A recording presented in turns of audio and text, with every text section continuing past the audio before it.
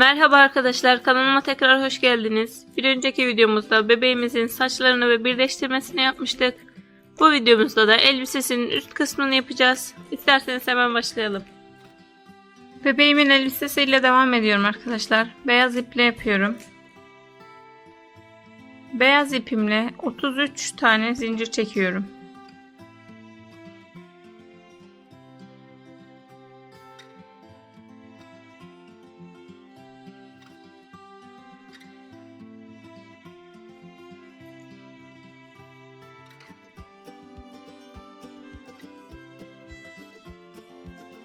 Zincir çektim arkadaşlar. Şimdi ipimi alıyorum. Tığımı, ipimi aldım. 3. zincirimin içine batacağım. Şöyle 1 2 3. zincirime batıyorum. Ve buraya ikili trabzan yapıyorum. İpimin üstüne almıştım tığımı arkadaşlar. Tığımda 3 tane ilmek oldu. Bunların ikisini de birlikte alarak ikili trabzan yaptım. Bu şekilde arkadaşlar 4 tane ilk yaptığımla birlikte 4 tane ikili trabzan yapıyorum. Tekrar göstereyim. Tığıma ipimi alıyorum. Hemen yanındakine battım. Tığımda 3 tane ilmek oldu. İkisini birlikte alıyorum. Bu şekilde 4 tane ikili trabzan yapıyorum.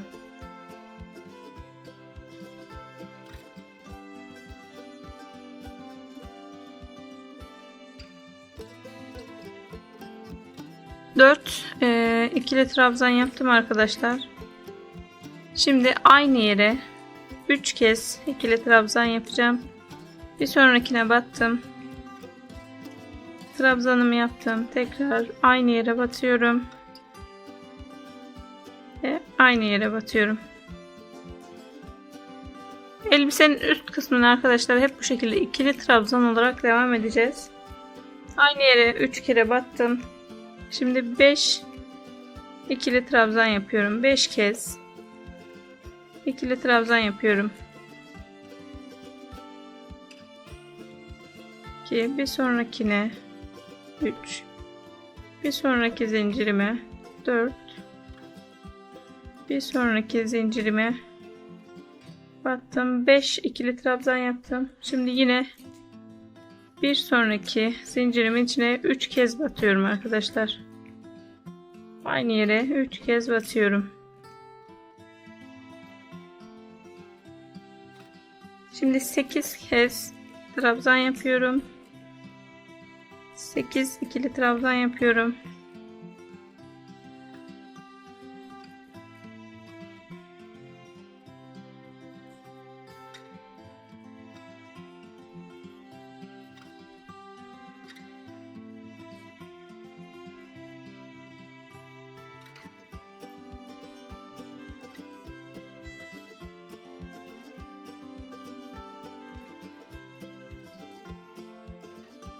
Sekiz ikili trabzanımı yaptım arkadaşlar.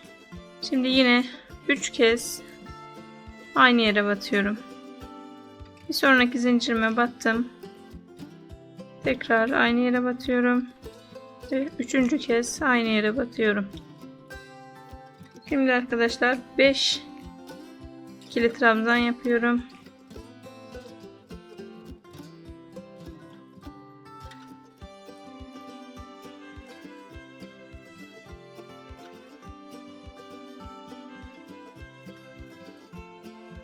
Beş kez trabzanlarımı yaptım arkadaşlar. Şimdi yine 3 kez aynı yere batıyorum.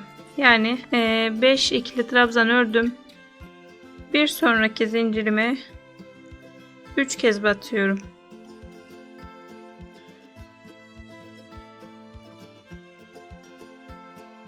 Aynı yere 3 kez battım. Şimdi 4 ikili trabzan örüyorum.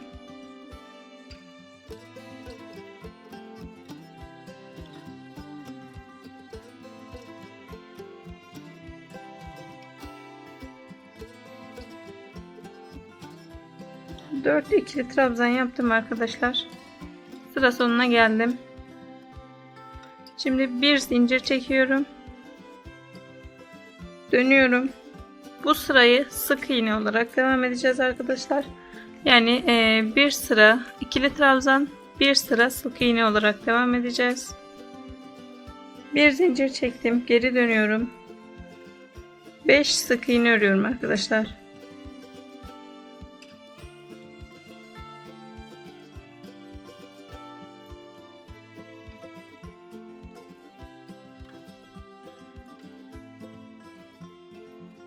Beş sık iğne ördüm. Bir sonraki trabzanıma aynı yere batarak, yani bir sonraki ilmek içine 3 kez batıyorum. Bir zincir çektim, geri döndüm arkadaşlar. 5 sık iğne yaptım. Bir sonrakine, yani sıradaki olan ilmeğimin içine 3 kez sık iğne yaptım. Şimdi 7 tek sık iğne örüyorum.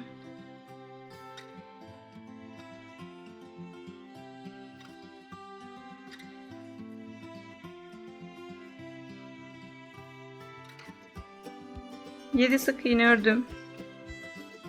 Bir sonraki ilmeğimin içine 3 sık iğne yapıyorum. Aynı yere batarak 3 sık iğne ördüm. Şimdi 10 sık iğne örüyorum arkadaşlar.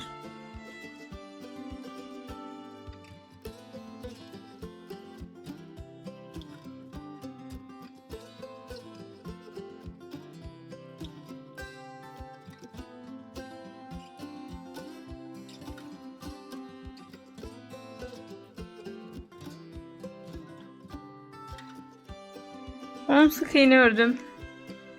Şimdi bir sonraki ilmeğimin içine yine 3 sık iğne örüyorum. 3 kez aynı yere battım.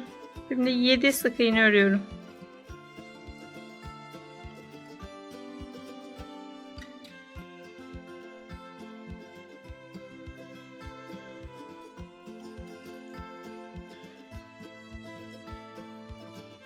Yedi sık iğnemi ördüm. Yine aynı yere 3 kez batıyorum. Şimdi 5 sık iğne örüyorum arkadaşlar.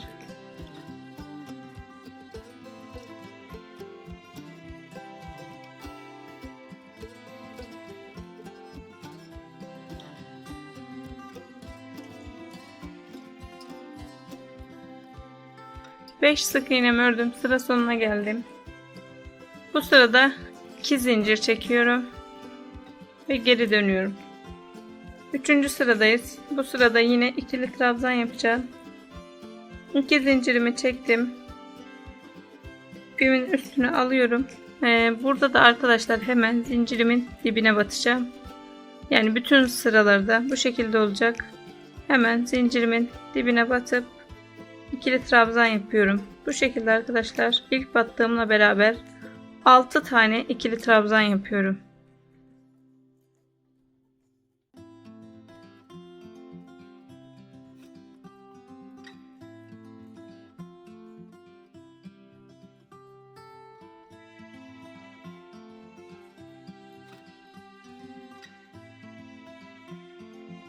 Altı trabzanımı yaptım arkadaşlar. Şimdi bir sonrakinin içine aynı yere 3 kez batıyorum.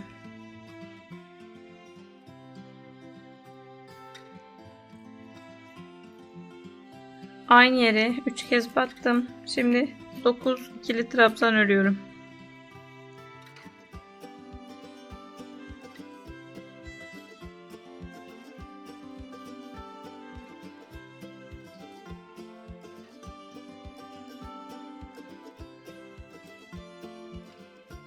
Dokuz ikili trabzanımı ördüm. Şimdi yine aynı yere 3 kez batıyorum.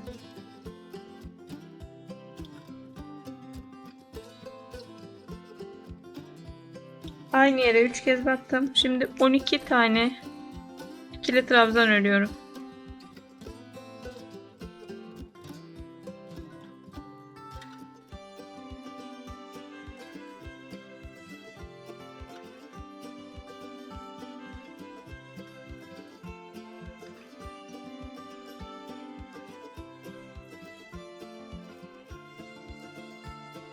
12 ikili trabzanımı yaptım arkadaşlar. Şimdi yine aynı yere 3 kez batıyorum.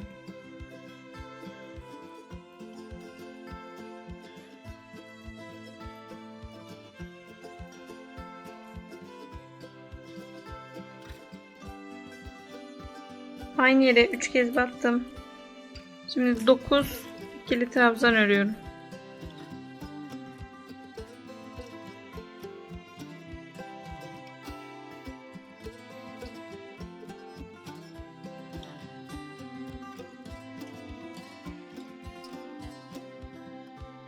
Dokuz trabzanımı ördüm arkadaşlar.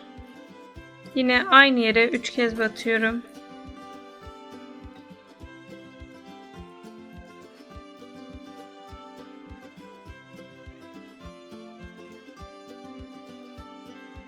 Şimdi arkadaşlar 6 ikili trabzan örüyorum.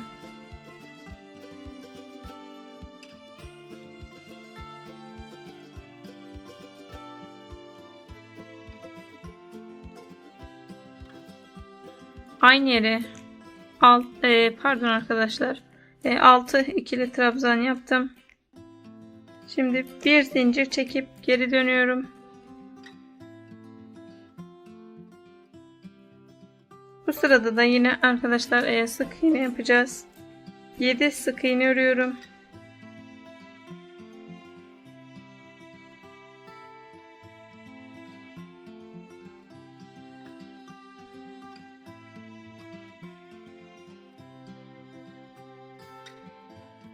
Yedi sık iğne ördüm arkadaşlar. Bir sonrakinin içine aynı yere 3 kez batarak 3 sık iğne örüyorum. Şimdi 11 sık iğne örüyorum.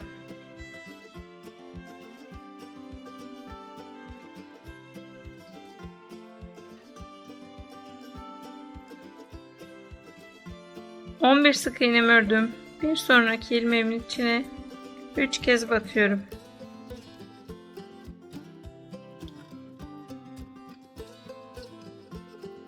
Şimdi arkadaşlar 14 sık iğne örüyorum.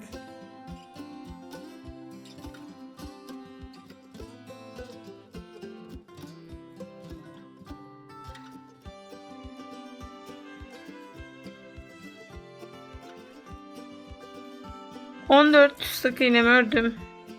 Bir sonraki ilmeğimin içine 3 kez batıyorum. Şimdi 11 sık iğne örüyorum.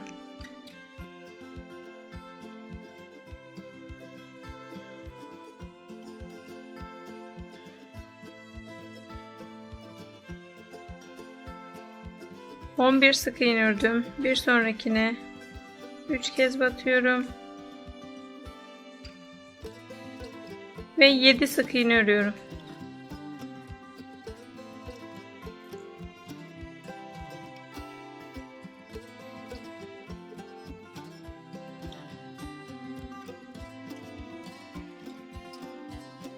Yedi sık iğnemi ördüm arkadaşlar. 2 zincir çekiyorum. Arkadaşlar ikili trabzan yaptığımız sıralarda 2 zincir çekerek sıraya başlıyoruz. Sık iğne yaptığımız sıralarda da bir zincir çekerek başlıyoruz. Burada karışıklık olmasın. 2 zincir çektim, dönüyorum. 5. sıradayız. Bu sırada yine ikili trabzan yapıyoruz. 8 ikili trabzan yapıyorum.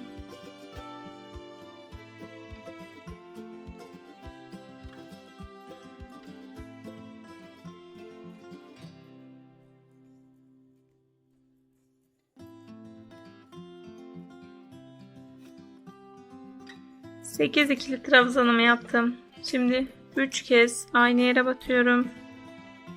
Yani arkadaşlar 8 trabzan yaptım. 9.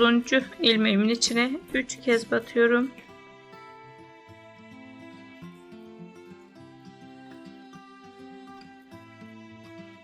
Şimdi 13 ikili trabzan yapıyorum.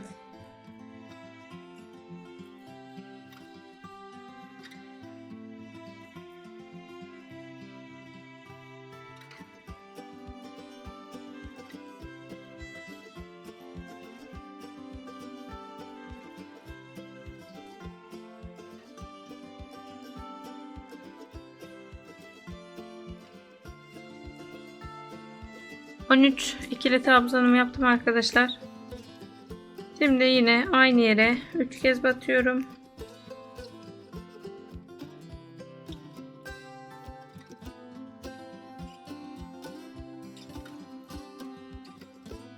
Aynı yere 3 kez battım. Şimdi 16 ikili trabzan yapıyorum.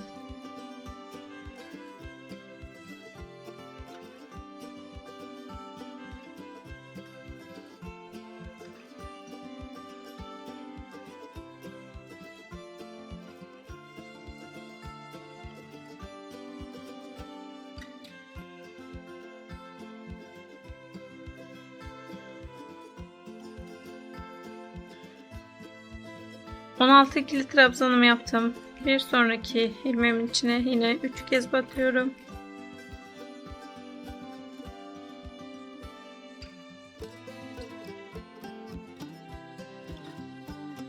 Şimdi 13 ikili trabzan yapıyorum.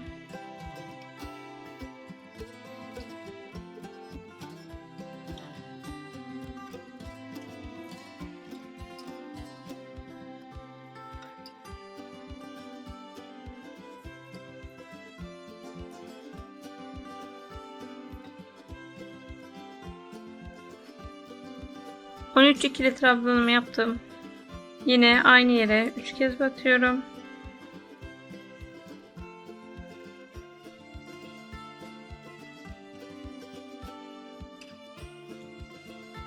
Ve 8 ikili trabzan örüyorum.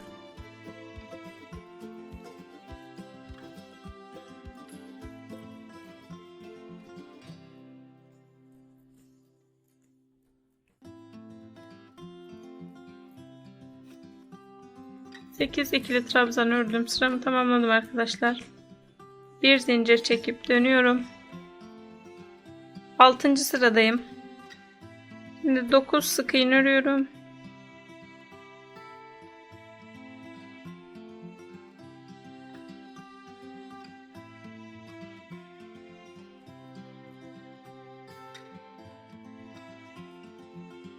Dokuz sık iğne ördüm arkadaşlar. Şimdi 4 zincir çekiyorum.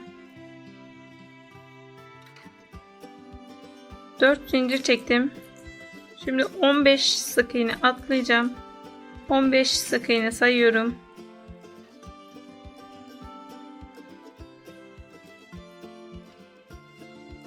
...15 sık iğne atlayıp... ...16. sık iğneme batıyorum. Ve sık iğne yapıyorum. Bu battığımla birlikte 21 sık iğne yapıyorum arkadaşlar. İlkini battım. Daha sonra 20 sık iğne örüyorum. Yani bu 15 sık iğne atlayıp battığımızla birlikte 21 sık iğne yapıyoruz.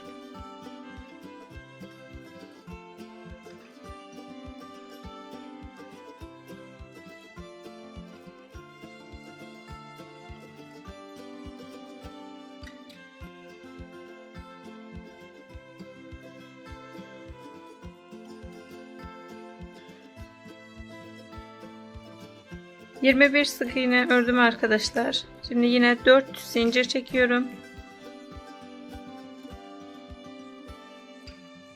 Yine 15 sık iğne atlıyorum.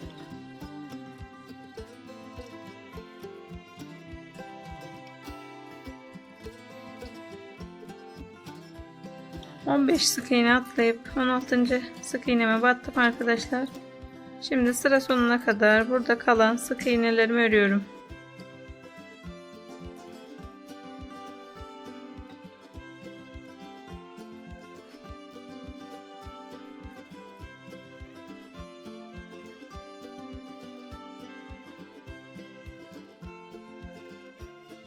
Burada kalan 10 sık iğnemi de ördüm arkadaşlar. Sıra sonuna geldim. Şimdi yine 2 zincir çekip dönüyorum. Burada yaptığımız işlem arkadaşlar bebeğimizin elbisesinin kollarını oluşturdu. Yani kollarının geçeceği yerleri oluşturduk. Şu şekilde göstereyim. Böyle kol yerlerini yaptık. Devam ediyorum. 2 zincir çektim. Şimdi 48 tane ikili trabzan yapıyorum arkadaşlar. 48 İkili trabzan yapıyorum. Yani şu 4 zincirimizin üstüne de yine 4 kez batarak buradaki bütün sık iğnelerimizin üzerine zincirleri de dahil 48 ikili trabzan yapıyoruz arkadaşlar. Şöyle hemen göstereyim. Zincirlere gelene kadar ikili trabzan örüyorum. Karışıklık olmasın diye göstereceğim arkadaşlar.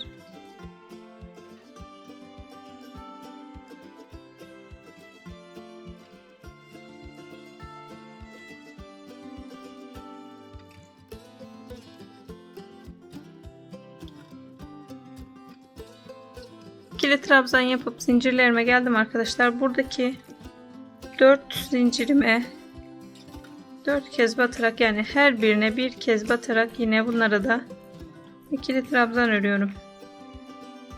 İkinci zincirim, üçüncü zincirim ve dördüncü zincirim. 4 zincire 4 ikili trabzan yaptım arkadaşlar. Bu şekilde devam ediyorum arkadaşlar. Buraya da yine ikili trabzan, buradaki 4 zincir üzerine de 4 ikili trabzan olarak sıra sonuna kadar ikili trabzan örerek devam ediyorum.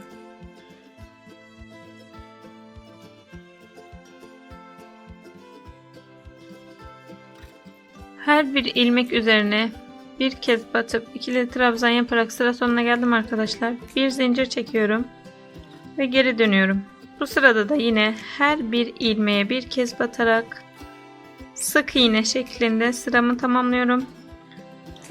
Arkadaşlar bir sıra sık iğne, bir sıra ikili trabzan demiştim.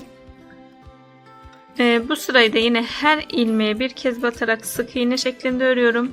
Bir sonraki sırayı da yine her ilmeğe bir kez batarak ikili trabzan örüyorum.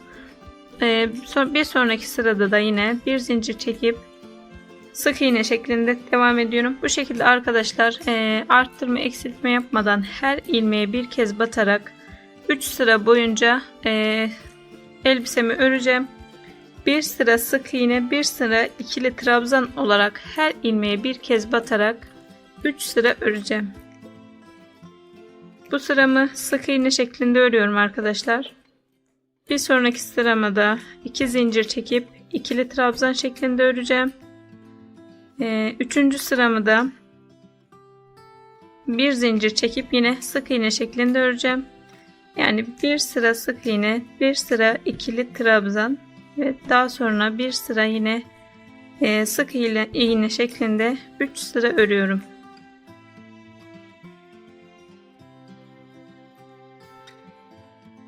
Bir sıra sık iğne, bir sıra ikili trabzan, daha sonra yine bir sıra sık iğne olarak 3 sıra ördüm arkadaşlar. Sıra sonuna geldim. Burada ipimi koparmıyorum. Evet, devam ediyorum yukarı doğru. İlmek kaydırma yapıyorum. İkili trabzan yaptığımız yerlere, aynı yere 2 kez batarak ilmek kaydırma, sık iğne yaptığımız yere bir kez batarak ilmek kaydırma yapacağım.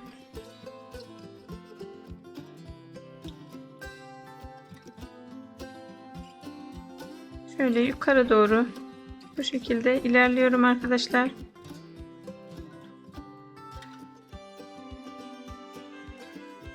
Orta kısma geldiğimde düğmesi için ilk yapıyorum şimdi arkadaşlar. Düğmeniz hangi boyuttaysa oradan geçecek kadar zincir çekiyoruz. 7, 8, 9, 10 zincir yeterli olacaktır herhalde. 10 zincir çektim. Siz bu zinciri düğmenizin büyüklüğüne göre ayarlayın arkadaşlar. Şimdi tekrar başa kadar ilmek kaydırma olarak devam ediyorum.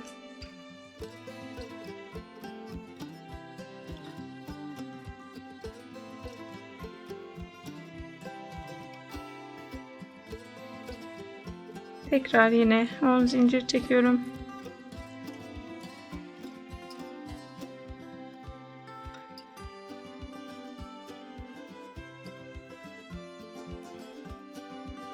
Ve hemen yanına batıp ilmek kaydırma ve bir zincir çekip ipimi koparıyorum arkadaşlar.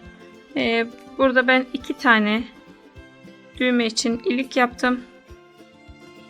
Alt kısmı da birleştireceğiz. Bu şekilde 2 tane ilik koydum ben. Bunu siz kendiniz ayarlayabilirsiniz. Ama 2 tane yeterli olacaktır. Dediğim gibi buradaki zincir sayısını düğmenizin büyüklüğü ve küçüklüğüne göre kendiniz ayarlayabilirsiniz. Bir zincir çektikten sonra ipimi koparıyorum.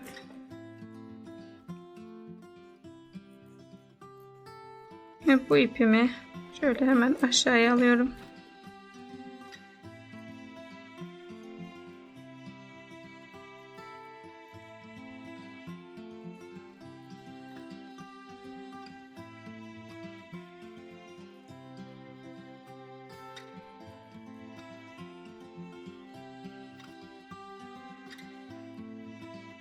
Şimdi arkadaşlar hangi renklerde öreceksek o renkteki iplerimizi alıyoruz ve etek kısmına geçiyoruz.